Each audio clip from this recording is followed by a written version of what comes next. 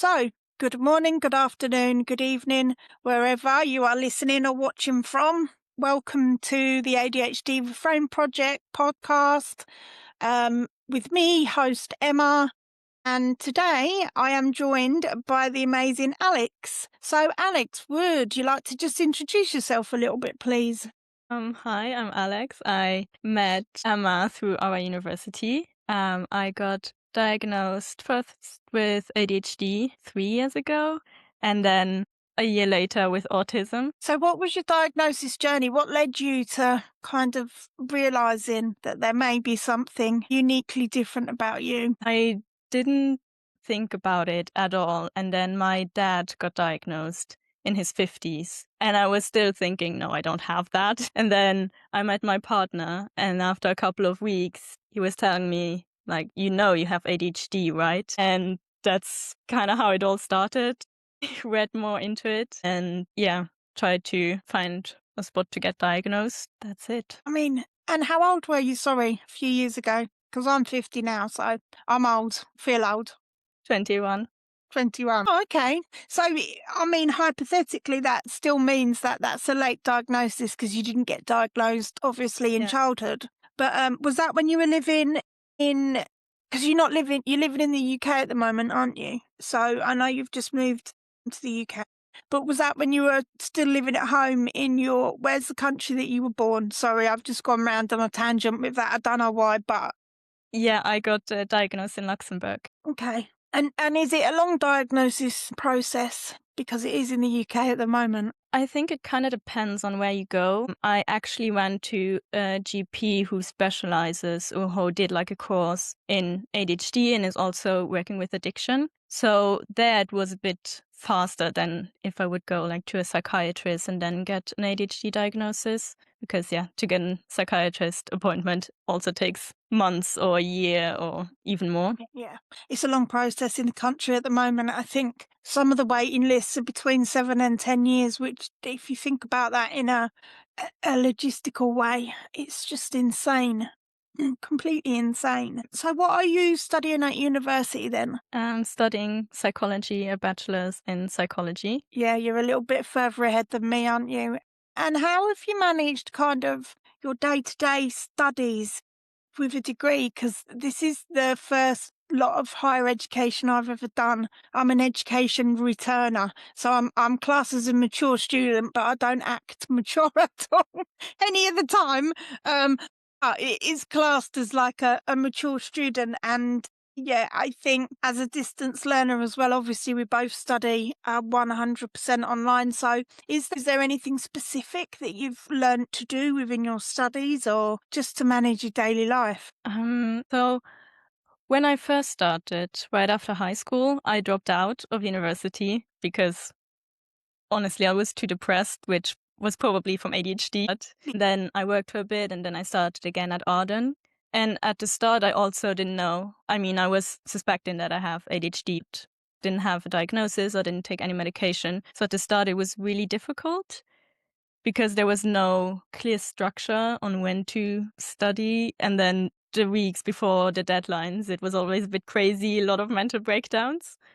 Now, I think partially because of the medication, I'm able to focus or get at least some of the things done. Like before, there were days where I couldn't do anything. Even if I tried, there was, yeah, you know how it is, not working at all. And yeah, now I can get at least the minimum done. And I have usually very strict working hours. And I'm not working outside of these because then I will just burn out and just think about university all the time. So just yeah, 3, 4, 5 hours a day, and that for 3 or 4 days a week. So I still have some time to relax and not do anything university related. Yeah, you've just highlighted a significant kind of challenge if you're a distance learner, like we both are. So we study 100% online, and it's self-paced studies, isn't it? So or independent studying. It's we're literally like um responsible for for everything apart from one live lesson or lecture. And if we want a tutorial once a week, then we can get 15 minutes. And I'm not saying that there's anything necessarily wrong with that, but I think for me as an ADHD student, I've needed a little bit more structure.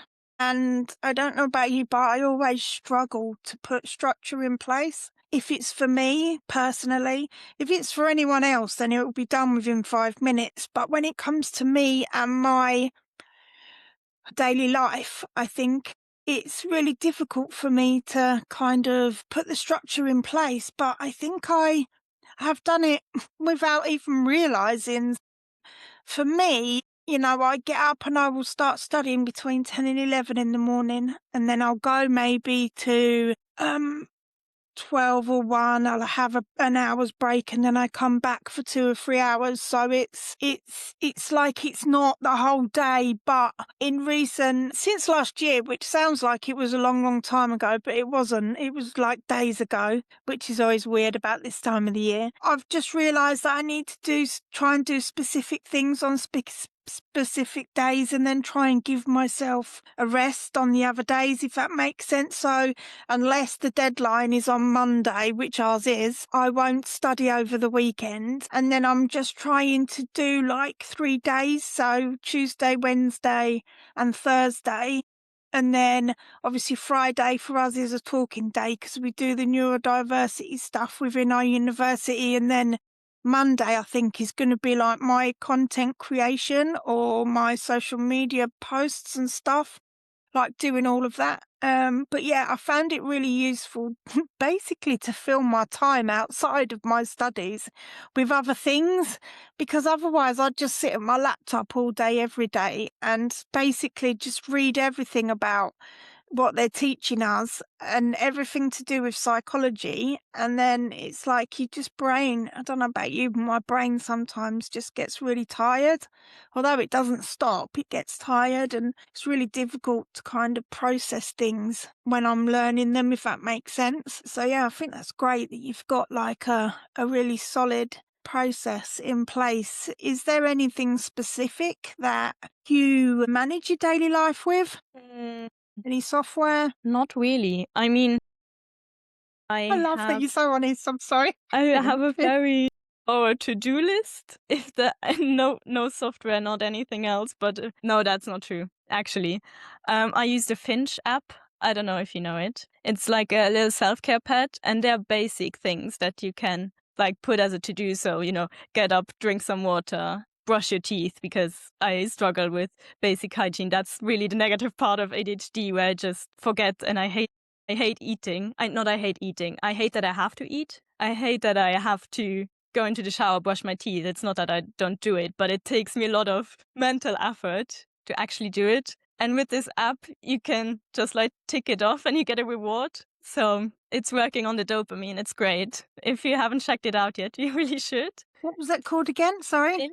Finch. I'm just going to write this down. Finch. And yeah, you have like this little bird, and then it's going on an adventure every day, like when you've done, I don't know, 7 tasks.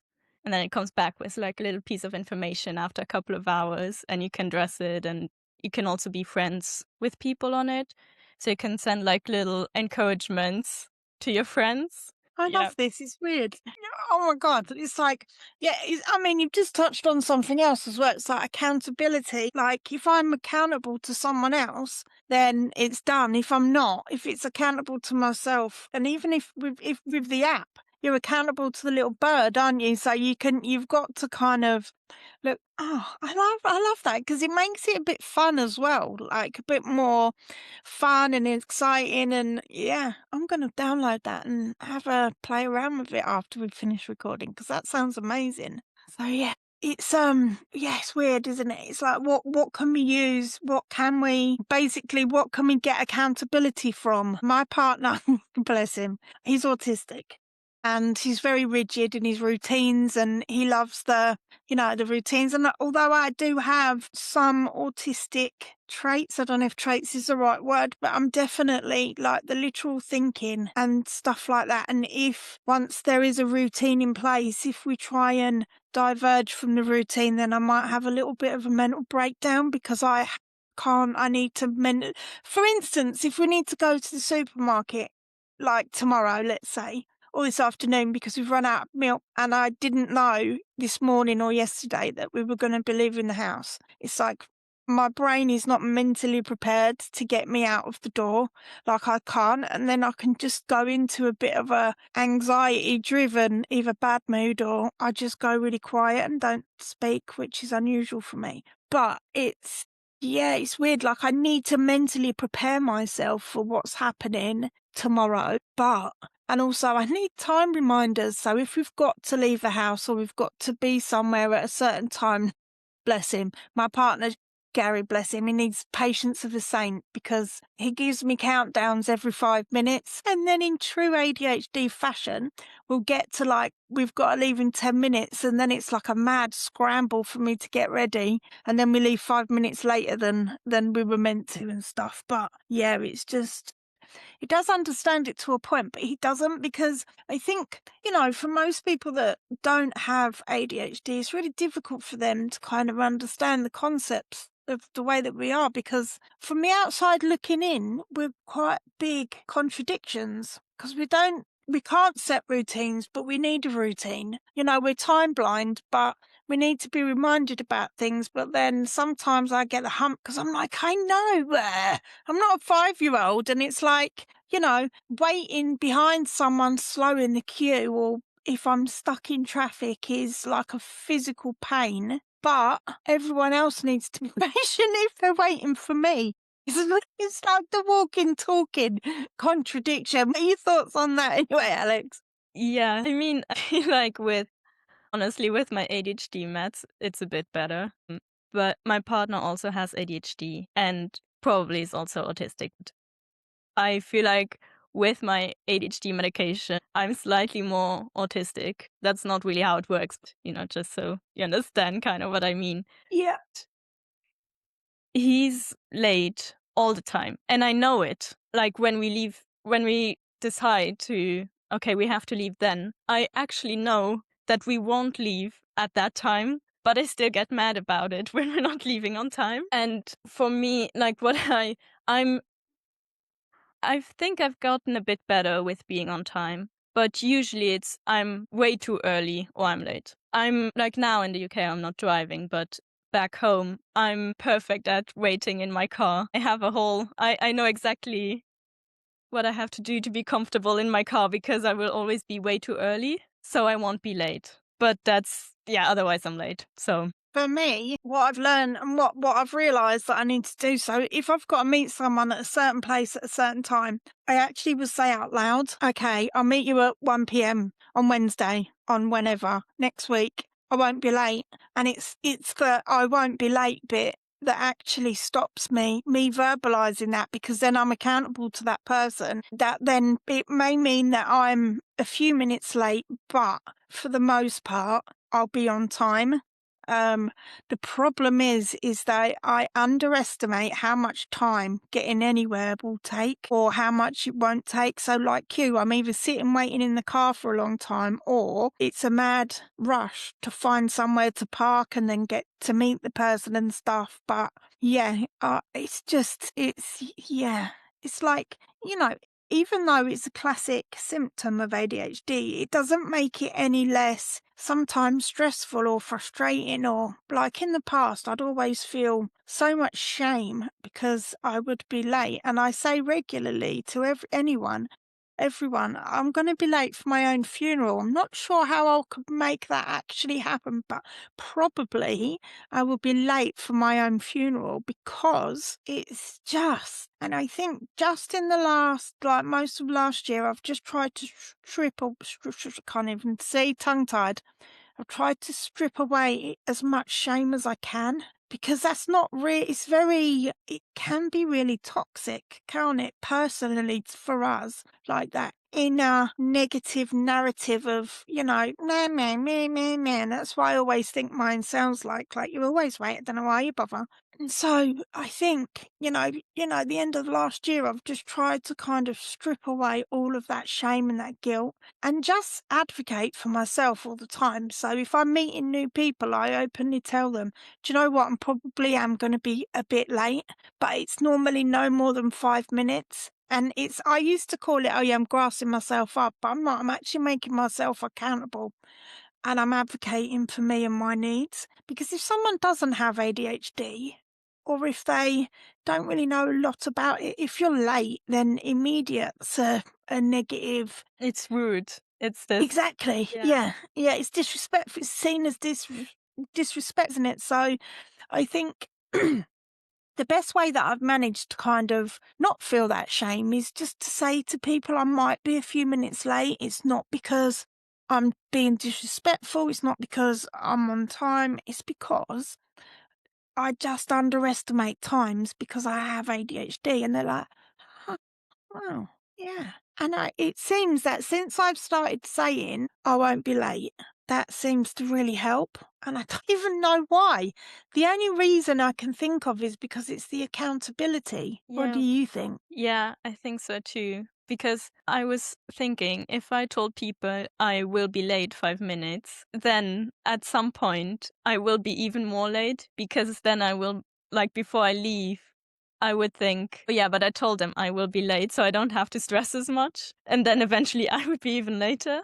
But I think it's also great to just let them know that you will probably be late. Like, it's can go either way, to be honest, but it takes away the shame and the guilt in general. Like, yeah, okay, that's just how I am, but also I will let you know in advance. So it's not like this, I don't know how to say it, but this, I'm like this and I'm not going to change. Yeah. You have to deal Yeah, with it. But it's that's how I am.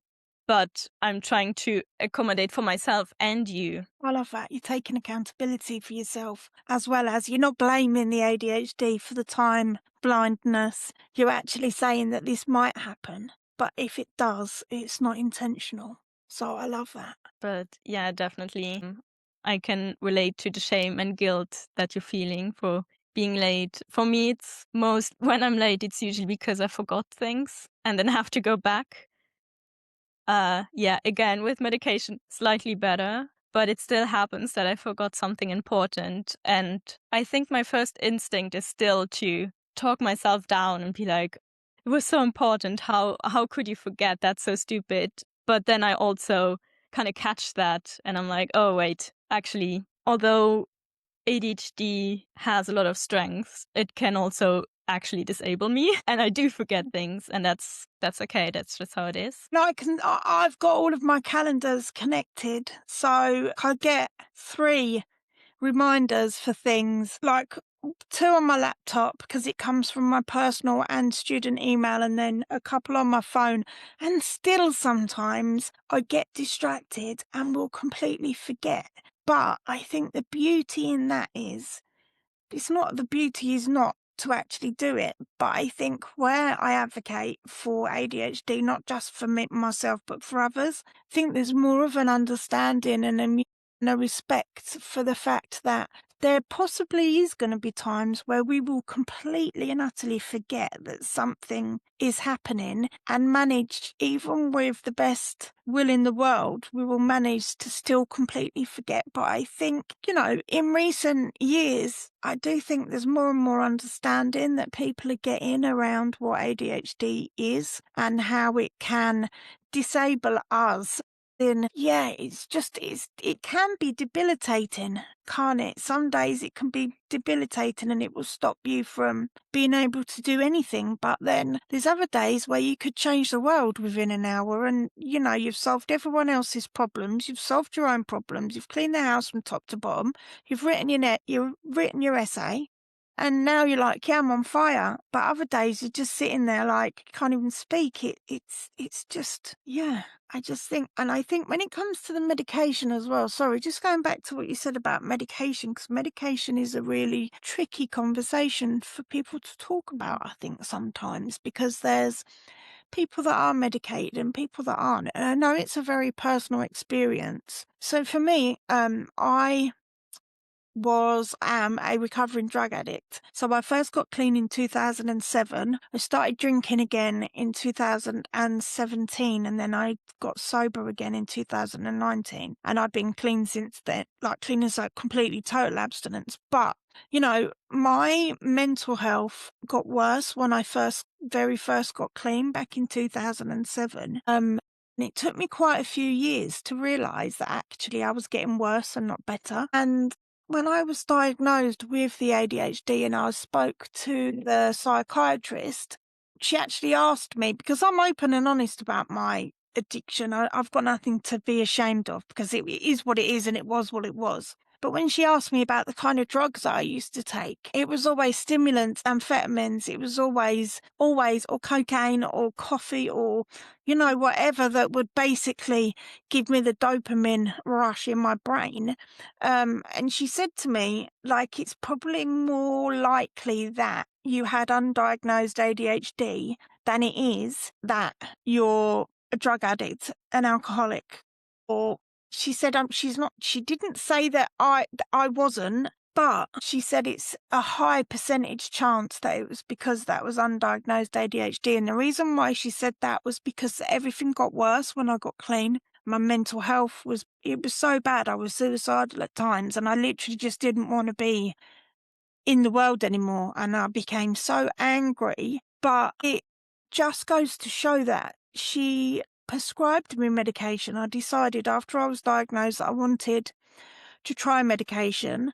And I think we take the same medication, the slow release Concerta Excel. And it was weird because it was like my brain almost like, I don't think I've really talked about this in any podcast or anything that I've done, but it was like the minute that medication started working, like the brain was just better. I wouldn't say it's perfect because obviously it's not, but it was like the light just switched on a little bit and I was like, my God, like this is wow. It was weird.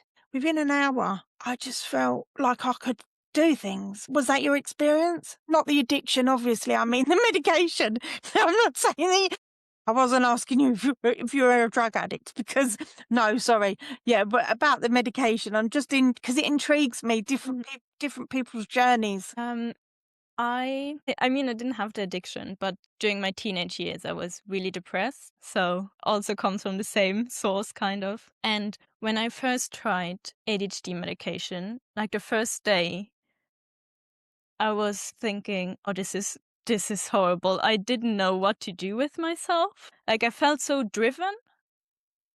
And I think it's also because I've never really had coffee before. So my brain just wasn't used to it at all to function and to have energy. And then after the second day was all good. It was just the first time that I actually had energy and I was driven and my body was so confused what to do with it. And then yeah, after the second time, it calmed down and it's really good. And sometimes I don't think my medication is working anymore. And then I don't take it for a day or two. And then I'm remembering that it is actually working. And I notice, oh yeah, actually, yeah, it It's is help. crazy, isn't it? Yeah, I it's think there's just crazy. more brain fog. I think that's the significant difference. Less brain fog and more energy. But yeah, I find the topic of medication really, really interesting because I feel like the consensus is that when people are diagnosed as a child and they've taken medication as a child, they don't want to take anything in adulthood. And they're either self-medicating, usually with weed or coffee or something. And people who get diagnosed as an adult feel like medication is godsend, kind of, and are really happy to be able to take medication. So yeah, that's really, really interesting. Yeah, definitely think that the addiction comes from ADHD. That's also why my GP, or like the GP I went to, specialized in addiction and ADHD because both of them are mostly linked. Yeah, I mean, yeah, it's the same parts of the brain, isn't it? It's the reward pathway in the brain that feeds both things, ADHD and addiction. So I know for adults, ADHD, primarily it can be cannabis, alcohol. nicotine. Nicotine is a big one for me, but it's the only one that, it's the only one that I've got now.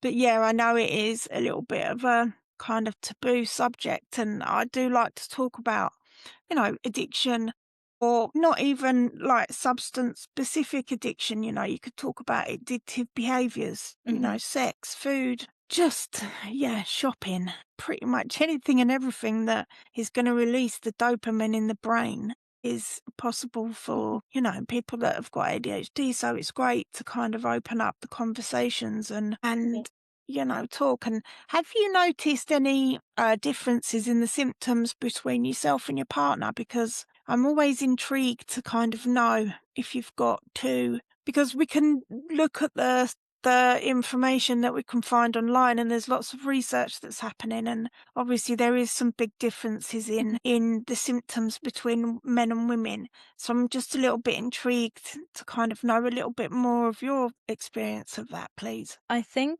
honestly it's quite similar, like both more of the dreamy type. What the main difference is that he does a lot of side quests. That's what I call it. A lot of when we're going somewhere, oh, let's do that as well. And then, oh, let's just take a look there. And I then struggle with, because I have to mentally, just as you said before, I have to mentally prepare myself for doing things. I think I'm a lot more tired. I think my ADHD, obviously the hyperactivity is more internal and that tires me out. And for him, his ADHD and like the hyperactivity is also internal, but also external sometimes, like with these, not like he's running up the walls, like this typical little boy behavior kind of, but still a bit more external. So I get really tired out by doing side quests. And I think that's maybe the main difference for us. Now, have you noticed any difference in your symptoms when it comes to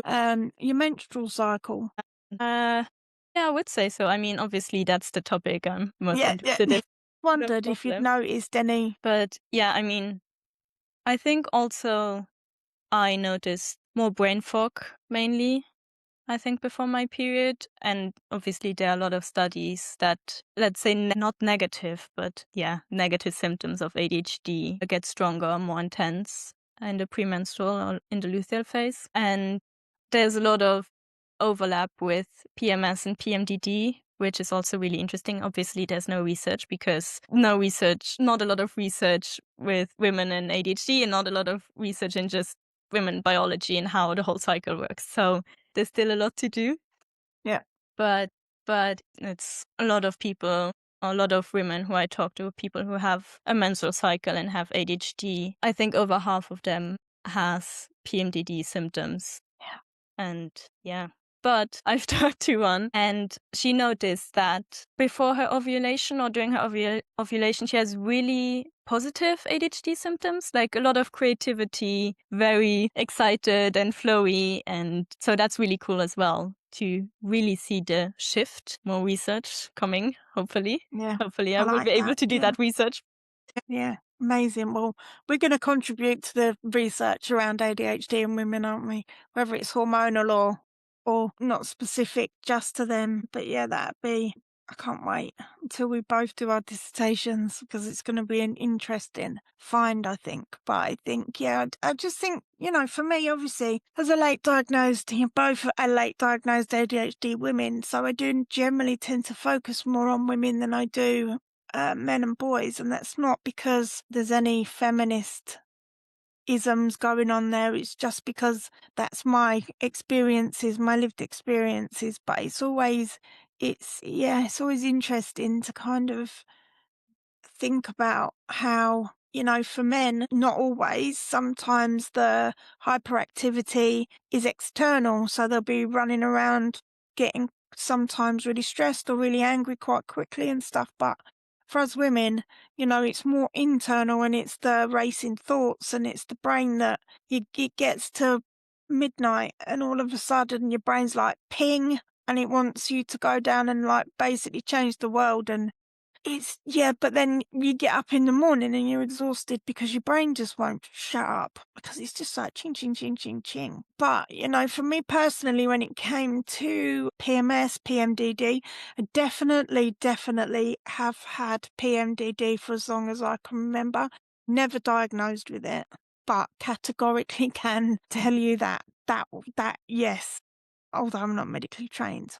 But for me, the perimenopause, perimenopause has been the biggest. So the brain fog is just, it's almost like I like got diagnosed with ADHD, started taking the meds, and then things got significantly better. And it was only maybe 3 or 4 years ago that my partner and one of my friends noticed that I was really angry like a lot of the time, and I just had I had no control. Now I know a symptom of ADHD is emotional dysregulation, but it's like I had like a semblance of control over my anger, but then the perimenopause hit and it just felt like I was losing my mind, like literally.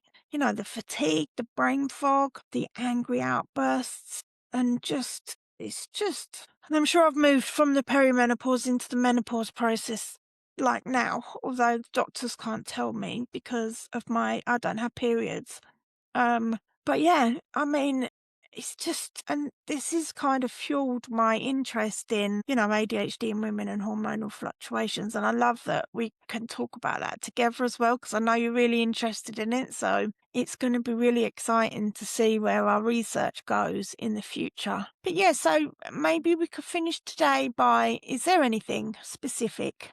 Like, I had a conversation with a friend last week, and I always talk about toxic negativity when it comes to ADHD. She mentioned something about toxic positivity, and I was like, what? I've never heard of it before. And I think there's something going on that I don't know who's saying it or where it's coming from. Maybe social media about, calling ADHD like a superpower, or you're gifted, or, if you're positive about it all the time, it can become really toxic, like toxic positivity. Is there any positive strengths that you've got that other people without ADHD don't have? I think a lot of two things. One, very strong feelings, which can also be negative because it's exhausting, but also feeling very deeply, feeling very excited. And then the other thing also works well with it. The passion, really burning for things and getting really, really, really excited for things. That is really cool.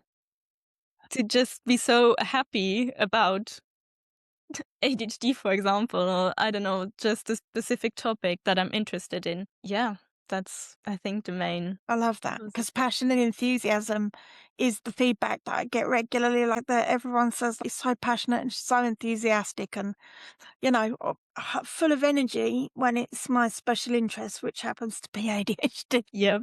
My partner says to me regularly, if he had £1 for every time I've said ADHD in the last however many years, he'd be a millionaire by now. But I think I love that when you can kind of nurture that passion and that enthusiasm and that kind of high energy into something that you really care about. And, for me, it's learning as much as I can about ADHD and talk about it. But I think it's great when I meet other women like you, when we can talk about it openly, and it's like, yeah, this is the shit that we need in our lives.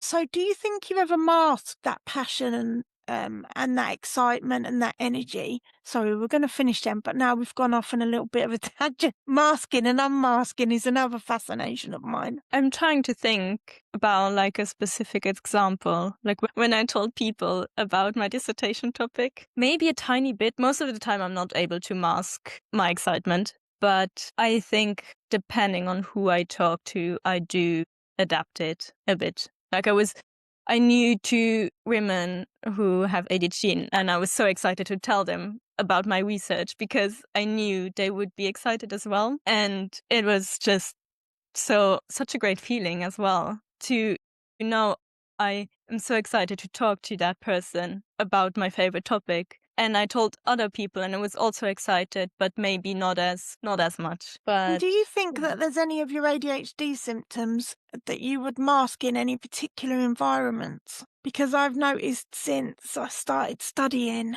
that there are certain environments or certain meetings or appointments or things where I have in the past masked my ADHD. I did it when I was working to a point.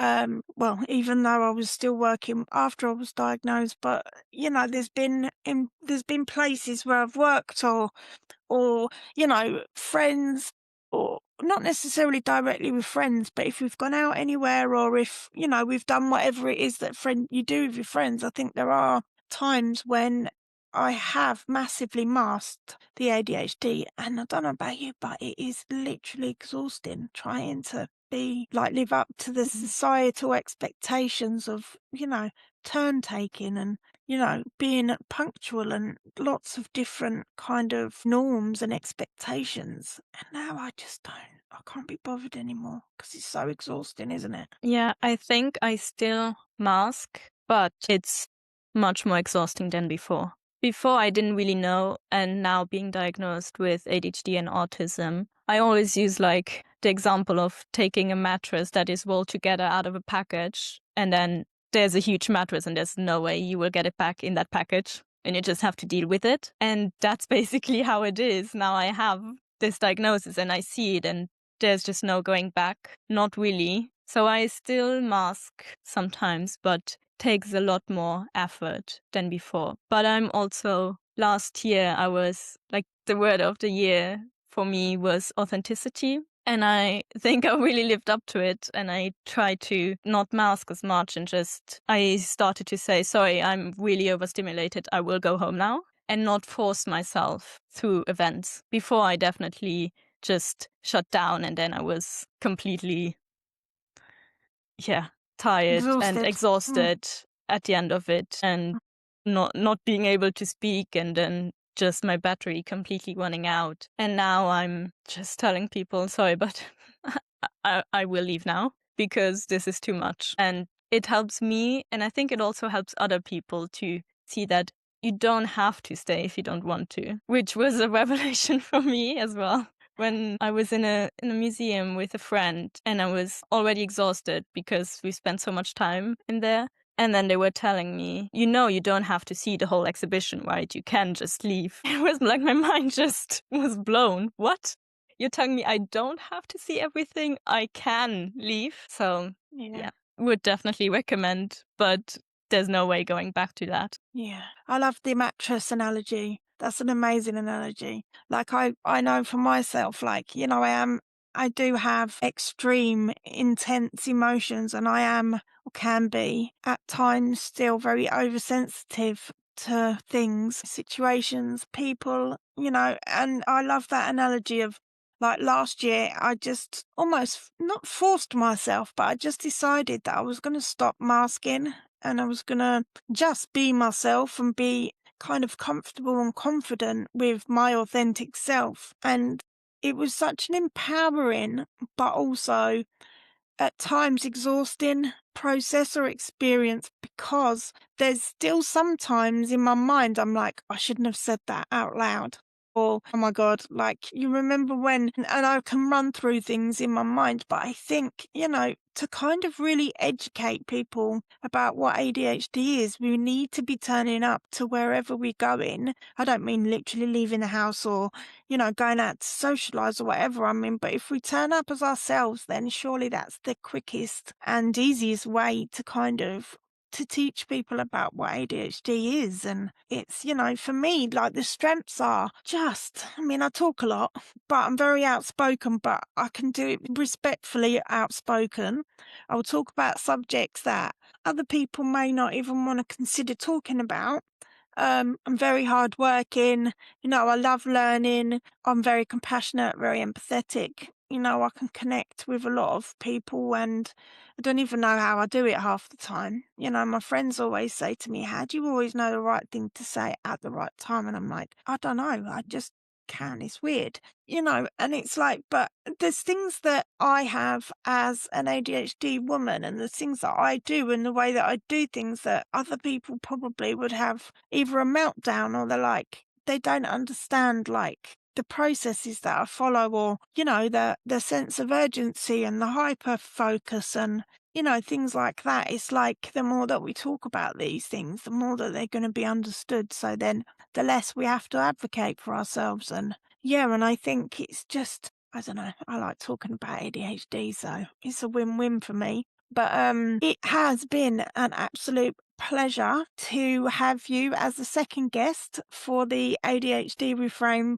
Project podcast. It's a bit of a long-winded. Sometimes I think I should have chosen a shorter name, but it's too late now. It's out there. But it has been an absolute pleasure, Alex. Thank you for taking the time out, because I know our studies we have to submit on Monday. So we're super busy this week, but thank you. I appreciate the time that you've taken to meet with me today and for being honest. And to our listeners, the ADHD Reframe Project is now on YouTube, on Spotify and Apple Podcasts. Please like and share, follow if you'd like to hear more conversations around ADHD. And I'd like to say a huge thank you to Alex, and take care. Thank you. Goodbye now.